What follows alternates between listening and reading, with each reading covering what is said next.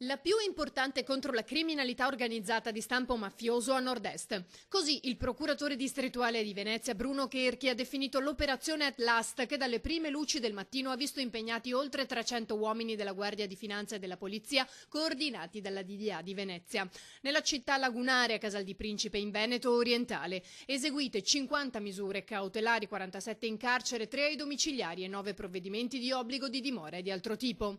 Un'associazione camorristica, Clan dei Casalesi, radicato sul territorio da oltre 20 anni, via via divenuta sempre più forte, sempre più capace di svolgere non solo attività tipicamente tradizionalmente camorristiche, quali l'estorsione, l'usura, ma servizi illegali, recupero credito o addirittura la costituzione di imprese, di società finalizzate a fornire la manodopera a costi molto bassi, attraverso l'evasione degli oneri previdenziali e degli oneri fiscali, società create proprio per fornire manodopera, per ottenere in subappalto lavori, per acquisire ulteriore ricchezza. L'indagine condotta dal GICO del Nucleo di Polizia Economico-Finanziaria della Guardia di Finanza di Trieste e dalla Squadra Mobile di Venezia ha portato al sequestro di beni per 10 milioni.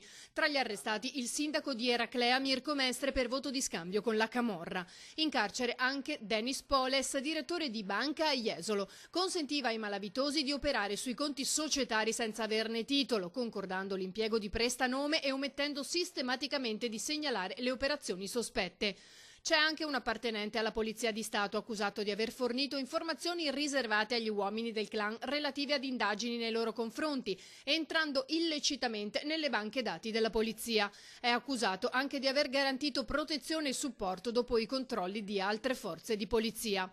Sono 82 i nomi contenuti nell'ordinanza di custodia cautelare di 1000 pagine messa dal giudice delle indagini preliminari e tra i 32 accusati di associazione a delinquere di stampo camorristico 416 bis ci sono 16 persone residenti a Eraclea, 5 a San Donà di Piave, una a Mestre, 2 a Jesolo, una a Torre di Mosto, una a Fossalta di Piave, una a Musile e una nel Trevigiano a Zerobranco.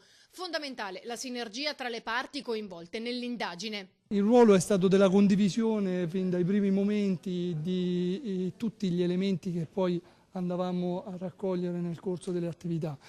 Ovviamente la Guardia di Finanza ha una propensione specifica verso la parte economico-finanziaria che, messa insieme ovviamente agli elementi che stavano acquisendo sul territorio la Polizia di Stato, siamo riusciti appunto a porre in essere un'azione molto forte di contrasto a quella che è stata una vera e propria penetrazione nel territorio del Veneto della criminalità organizzata.